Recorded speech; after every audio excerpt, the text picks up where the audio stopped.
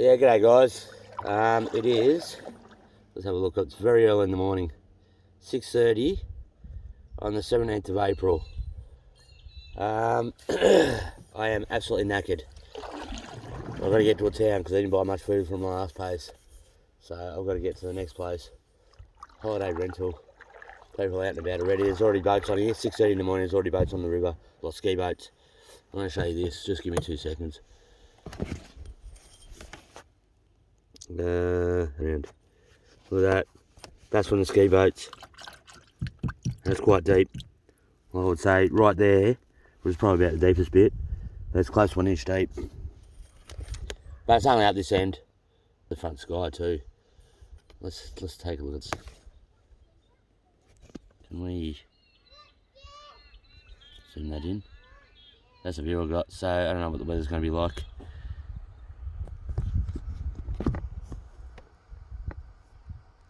Got people in the house next to me. Got a little kid saying something. He's at the top having breakfast. Look at the whole family's up. Pretty early. Jesus. I was didn't have too much to drink last night. Actually, I got given a beer yesterday. I was getting naked.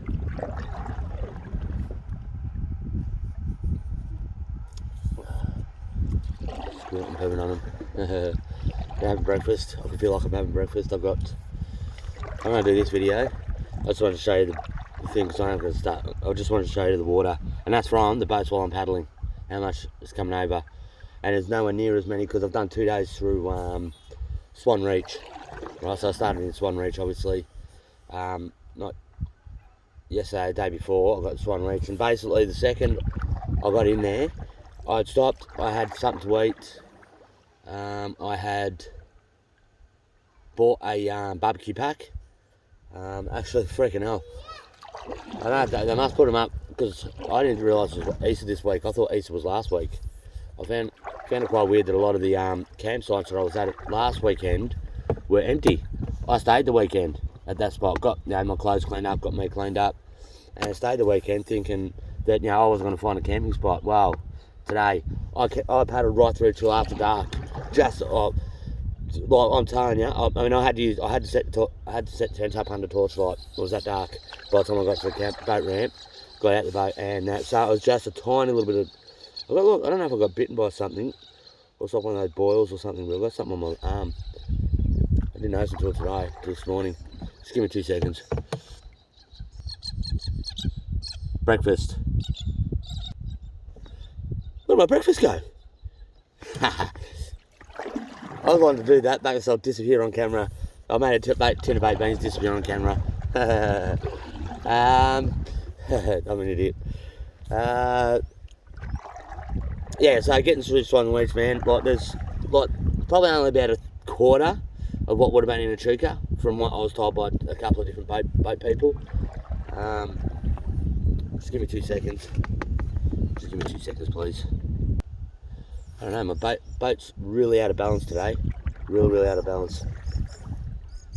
Like I've got the seat. I think I showed you how I do the seat going that way on that side. So it sort of puts just that little bit more weight, and that's all it needs. My little seat is probably about 7 or 8 kilos.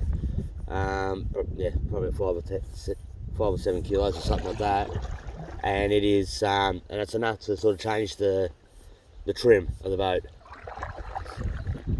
But it didn't work this time, so I don't know what's going on. I don't know. Oh, actually, I wonder.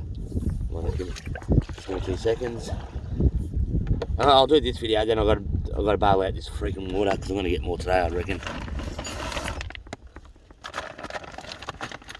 Alright, I'm going to show you. That is a bunch of 10 pegs. I mean, it is probably close to 10 kilos. I wouldn't say 10 kilos, but probably 5 kilos, and that's done it. That was the difference. And I got wind. Ooh. Actual wind. Not wind. That'll be soon.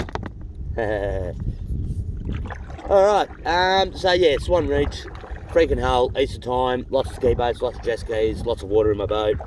I'll get rid of that, and then I'll have breakfast, then I'll come back for a second video. There's not much more to say, really. I'll sort of go through after Gunbower, because I left Gunbower. that was it. I didn't really do much. I'm not going to go through a lot of the stuff at Gumbear. I think I explained in the end of the other video. I'm not going to go through Gumbear too much now of what I did at Gumbear. I'll do a separate video for that. Just because I don't want to do it twice. And for people that want to know only that part of it and not the whole trip, then they can just watch that one instead. Yeah, I really don't think people are going to watch these ones that I've done. They'll watch the how I lived. Yeah, people are interested in that. They'll want to know how I lived and stuff like that. So yeah. All right. So what are we at? 5 minutes only. Only 5 minutes. Feels like I've been waffling on forever. All right. Yeah, that's trimmed it out perfect. Well, it's not perfect. It still needs a little bit more on that side, but it's a lot better. I could probably, yeah, what? If I pushed that solar panel out that way a bit more, that would be enough. That would do it. That's all you need. You don't need much because it's all, what is it, fulcrum or pivoting and fulcrum and trimming and weight and balance from the airport days. Couple of rods there. I don't think they're in the water. I nearly cleaned up somebody's. I just left the boat ramp just literally 5 minutes ago. Oh, well, I've been doing this for 6 minutes, so about 10 minutes ago, 10, 12 minutes ago. And last night when I came in, because it's quite dark, I actually nearly cleaned up somebody's fishing line. They've got a houseboat right next to the right next to the boat ramp, and I went round the boat ramp and went round the houseboat and into the boat ramp. Trip rope. I don't know what that means.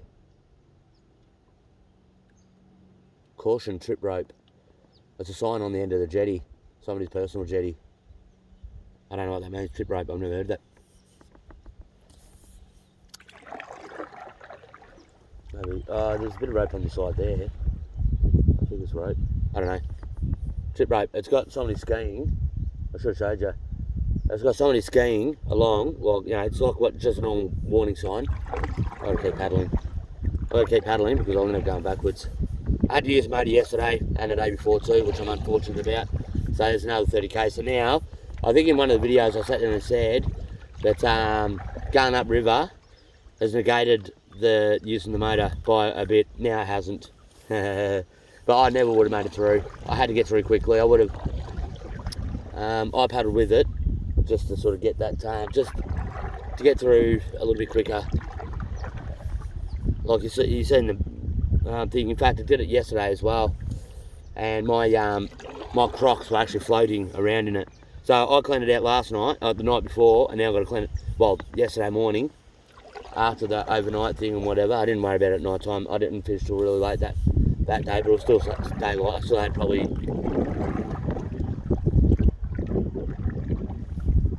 Was it river? River jetties. It's just something. Just whoever made the jetty. Fair bit of money's worth up here. I've never heard of this. I mean, I know there's a lot of places I've never heard of, but yeah, it's obviously, it's I would imagine it would be the New South Wales version of sort of Echuca or Yarrawonga or something like that. This is a place called Swan Reach. I'm about, what would I be? I'd probably be about, oh no, I'm about 30 k's out of Swan Reach now, roughly. Because I didn't do Swan Reach yesterday. I did Swan Reach the day before, and I would have gotten about 10 k's after Swan Reach the day before. And hopefully, I haven't had a look at how much I did yesterday. Actually, I don't know how much because there's a lot of boats, and I couldn't use the motor for a lot of it because just not enough sun to charge the battery. I've only got the one solar panel, and it was never well, actually, I suppose it was a little bit, but the solar panel was never meant. It was never meant to run the battery. The battery was never meant to run the motor. I want somebody to offer me bacon and eggs. I am absolutely knackered, man. I'm telling you, I'm really, really tired. I'm not tired. I wouldn't say I'm tired. I'm just sore in the arms and that. It was a really hard slot. The last 2 days is probably the hardest 2 days I've had for the whole trip, for the whole paddling part of the trip. In fact, the whole trip in general. Still cleaning. We're in the middle. I know I'm not in the middle of that. Now I am. Ooh. Yeah, she's hard slog. Last 2 days, look, last 1.5 days, it was only after about 3 o'clock on Friday. It was only after about 3 o'clock on Friday that I sat there and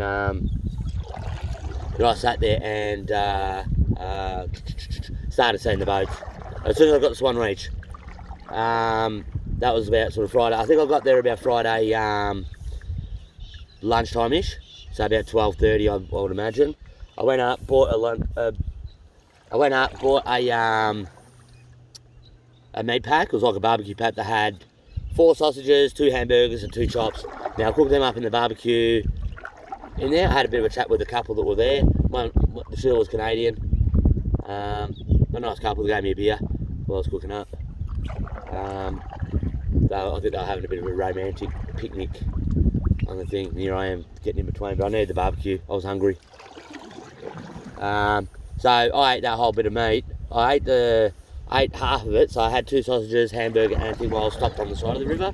And then I decided to keep going because I knew I was going to have a hard slog, and ate the rest of it on the way. So I ate the whole lot in one hit. Like it was, oh, it was brilliant, absolutely freaking brilliant, man. I said, and I'm getting quite a fair bit of wind. I hope it's not going through the camera. I had to be careful on my phone. I'm not worried about it.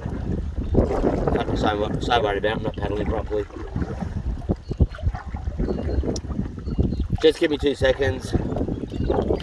Oh, I can't stop now with this wind. I'll try and get in amongst the cliffs. Once I get around this, I've got a bend up here, it'll be a tailwind. I'm just worried about my phone falling off, because it'll fall off into the water. I've got it charged in, plugged in. It's at 89%. That's not too bad. Alright, okay, let's start talking about the trip. So Swan Reach was pretty shit, trying to get through there. I'm going to push this back a bit and try and get it out the wind. Oh no, that puts it too close to the thing. I can't. I've just got to be careful with it. Alright, let's start talking about my actual trip now. Swan Reach is over and done with. It's not yet. I'm about 30 k's along the river out of Swan Reach. At a place that starts with C. A CAU something, Corderon or something like that. I don't know. Something like that. I stopped there for the night. Just like a boat ramp picnic area type sort of deal. A few people in there, but it wasn't completely full. Oh, this wind. It'll be going through the microphone, I think. And I had to keep paddling. And I'm lucky enough I can only learn to paddle on that side because the wind is coming across the angle like that. Although I'm going to have to start changing it now. But I was able to stay on that side because the wind's pushing the bow of the boat that way. So I just got to paddle to keep the bow of the boat that way. You know what I mean? I mean, you've seen the cartoons where they sort of paddle around in circles because it's only one paddle on one side. You fucking bastards. Someone with a speedboat. Whiplash. Not bad. I sat there and saw, trying to think of a good name for a houseboat. In fact, I was going to name this canoe Cuz, for Cuz Lane. That's true. I was actually going to, sat there, wanted to get the letters for it and just put Cuz, C-U-Z, my sister. I never did end up doing it. I got lazy. I kind of wish I did now.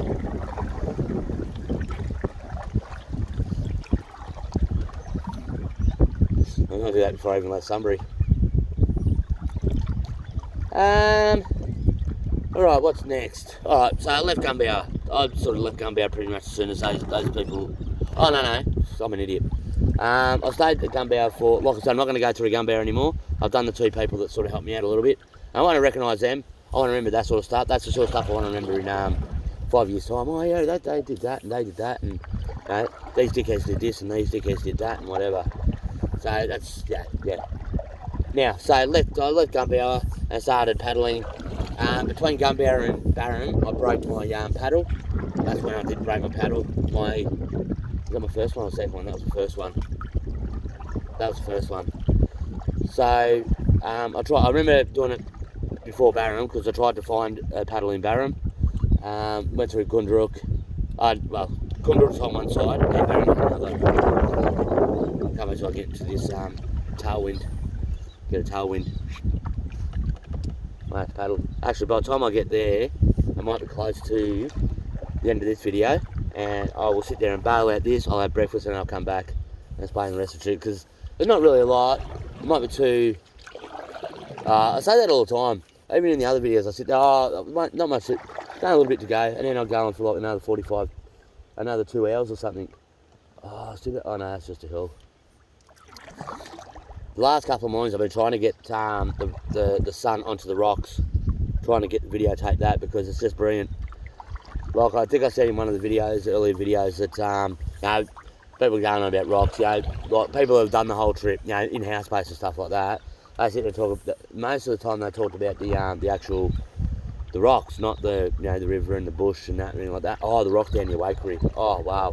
Oh, there's something really like that. But yeah, they're pretty awesome, and it looks really awesome when you've got the sun reflecting off it, especially the sort of sun we got this morning. It's sort of dogs. If Yana was there, I'd be asking if the dog could swim. Muck around. Can a dog swim? Nah. Oh, good. Thank God for that. So that's just like a big poodle-looking thing, like one of those browny tanny coloured ones. So it sounds fearsome, but it looks cute. It's cute as a button. I don't know where they come from. All right. So I left Gumbow, I went through Barham. I broke my paddle between Gumbow and Barham, because I remember having to look for a paddle in Barham, couldn't find one anywhere. So then I had to sort of keep going to Swan Hill. I sold my tent off. I sold most of my gear off to people that I met along the river. I met up with this guy. Like, he was... I mean, I can't remember the timeline between Barham and Swan Hill. Or between Gumbow and Swan Hill, really. But I sat there, a couple of people that look cold. The girls look really cold. You could say, it's not bad. I've still got my jumper on, but it's not too bad. I know I probably wouldn't need my jumper, even if it's not that bad that I'll be freezing my ass off. But yeah, it's not that cold that I'll be shivering, but it's cold enough to have a jumper on. I wouldn't, even if I didn't have my jumper, I probably wouldn't be shivering. But I'm kind of glad I got it on. Now, so I sat there and paddled a little bit and stopped on the side of the river, and I'd started off the next morning about sort of like the 7 o'clock-ish mark, whatever. And literally about 2 minutes up the river, and I could see their campsite from my campsite where I stopped. I yelled out to them, do you want to buy a tent? Because I was getting rid of my big tent. I didn't need it anymore, because I wasn't doing the winter thing. And I didn't really need it for the winter. It would have been awesome for winter. But I kind of, like when I sort of stopped and thought about it when I was doing the other videos, I sat there and kind of thought, it sort of goes a little bit against what the trip was meant to be about. I pretty much bought myself a house, to live on the river with. So I still want to do the winter thing. I'm still toying with the idea of stopping it, because there's a town called Manham. If I can get enough food there and just do this last, because I've got less than 200 kilometres to go to, by the way, less than 200. So I've only got about roughly a week left if I keep going straight through. And I think I need to. If I do the winter thing, I'm seriously considering doing the winter thing. Stopping at Manham, see if I can buy one big tarp, because I've got a lot of stuff. Buy one big tarp and keep the tent that I've got, the small one, and just do the winter thing. So I don't want this trip to be over. I want the paddling to stop. I want the paddling to stop.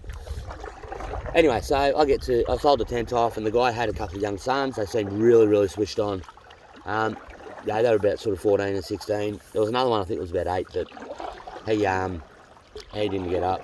He was still in bed. Lazy little bugger. But the other two boys, like that's just quite funny, because I sat down and because I yelled out from the thing, because I got, I'll give a bit of a wave, and I sat there and going, do you want to buy a tent? Like this, yelling out to them, and they've gone, and I said, it's an RV5, going cheap, like that, and he said, I'm after an RV4. I said, do you want to have a look? Do you want me to come over? Because an RV4 is a little bit smaller, And he goes, yeah, bring it over. So I went over there, and I had to paddle across to the other side, because he was on the Victorian side. I had to paddle on the not that I'm New South Wales anymore, but I had to paddle on the New South Wales side, because you have to be on the right. So I had to paddle across, and I had to paddle a little bit backwards against the current, and that was quite strong up that end. But I got there and pulled in, and on the bank there was his two boys, right, who were like full-on teenagers by this, full-on teenagers. They looked like bookends, because one of them had a knee brace on this, like a massive knee brace on this side, and the other one had a massive knee brace on this leg, right? Yeah, I just looked. What's this going on? Oh yeah, basketball. Oh, okay, no worries. Like this. So they lived about 50 k's from the river. They had a farm. They had a big farm, but I think they did certain crops that don't need a hell of a lot of water by sounds of it. He sat there and said something. He doesn't have access to the water on the river because he's about 50 k's away from the river. Okay, no worries. I don't know what all that meant, but yeah. So obviously water rights and all that sort of stuff from being able to access the water from the river for irrigation. He couldn't do it, so he can only grow certain types of crops. Fair enough, whatever. Now, I sold the tent to him. The guy said yes, no worries. He didn't even look at it. I said, mate, have a look at it. I don't want to rip you off. I don't want to feel like I've ripped you off. Yeah, and I feel like, I don't know. Yeah, I don't know. I don't think I would have. I mean, it's a good tent, but I just get worried. I don't rip people off. Yeah, I'm a little bit too honest for my own good sometimes, I think. So anyway, so I sold the tent to him and his boys. I wanted to get rid of a lot of other crap. And I figured, oh, screw it, because I was going to try and flog it off. Because actually, I was going to get Swan Hill and trying to go to somewhere like BCF and walk up to somebody like a drug dealer and go, hey mate, you're looking for a tent. I've got one for you, mate.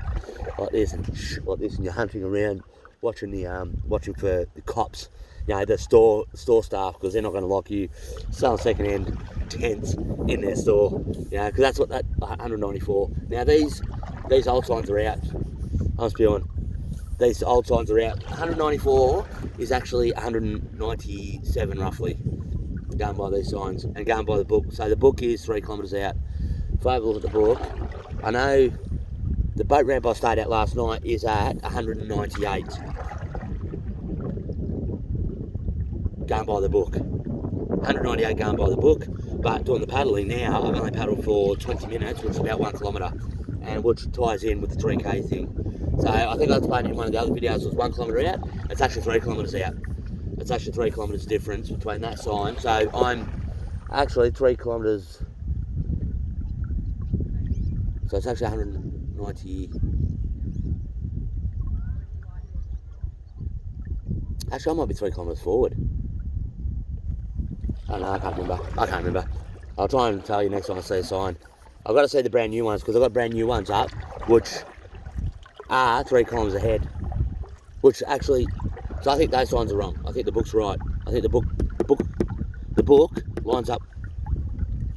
Oh, I don't know, whatever. I can't remember now. I know I worked it out last night, but I can't remember what it is now. Doesn't matter. Anyway, so what was I going to say? What was I saying? Oh yeah, these young guys. So I just pulled everything out that I didn't need for the run down, and gave it to the young kids so they could have a bit of a head start with their camping gear. Let's be on and go in the cup. How we going, guys? That's not a bad setup there.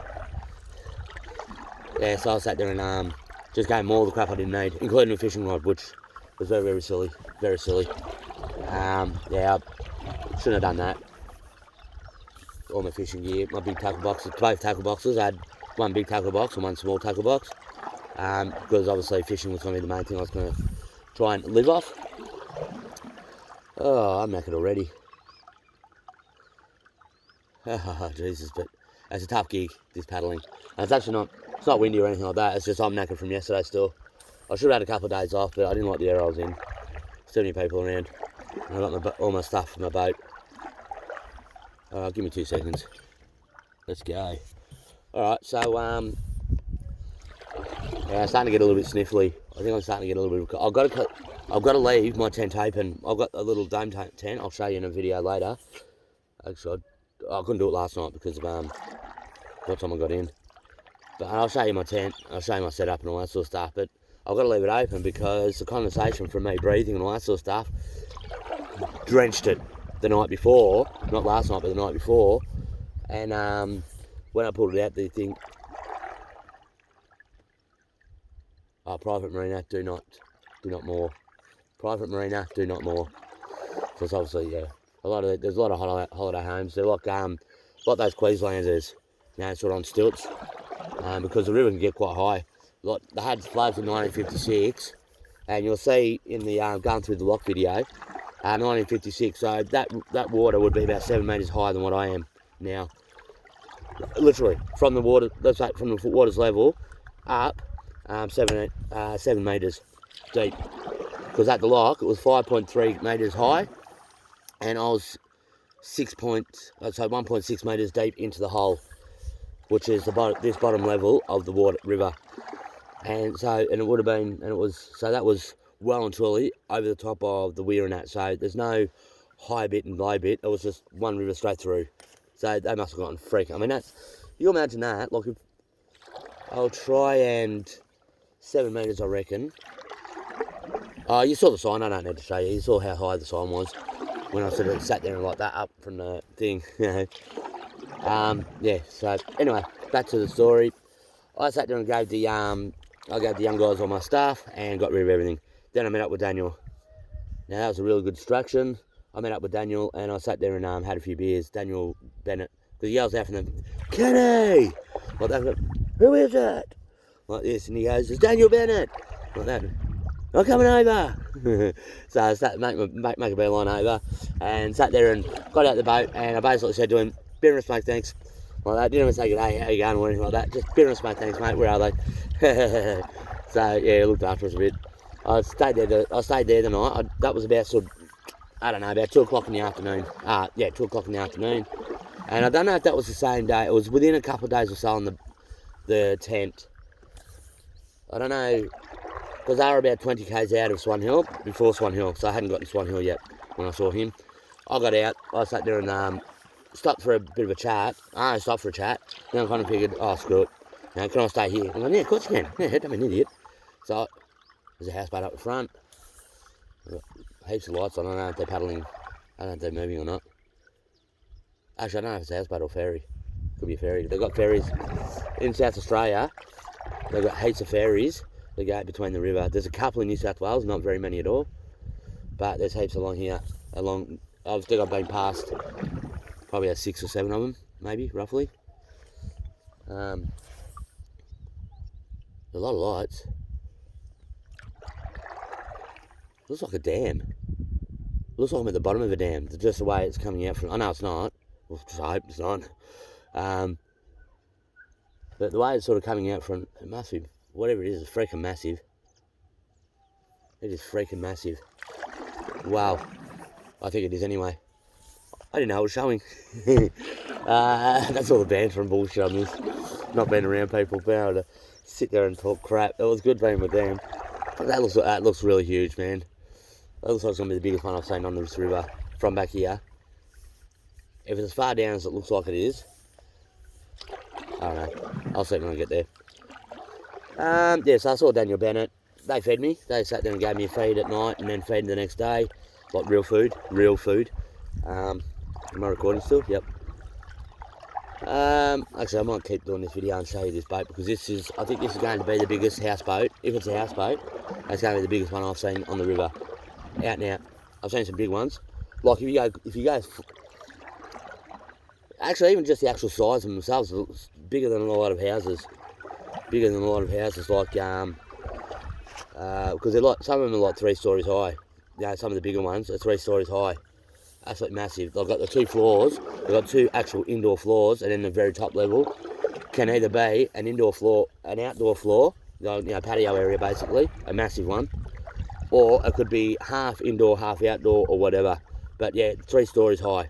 3 stories high. These houseboats, some of these houseboats, they're freaking massive.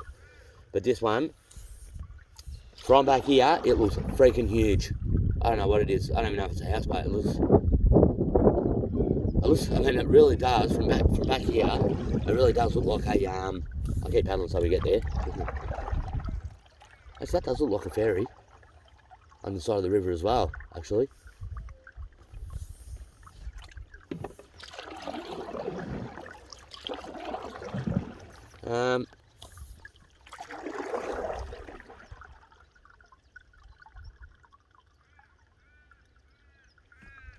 I can hear something. Alright, I'm going to stop here. I'll get back to Daniel and we'll have a look at this, because I think that is a ferry up the front. Yeah, they sort of go between one side and the other. They've got the ropes underneath.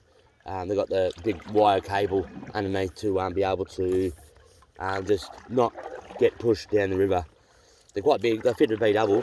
I sat there and watched, when I was at, I think it was Wakery, I sat there and watched a B double truck go on it, and it it woo into the water when the truck got on there. Now you can see it rocking a little bit when the cars got on there, but when the B double got on there, it sort of like went down to its sort of it went down by what looked like about a foot.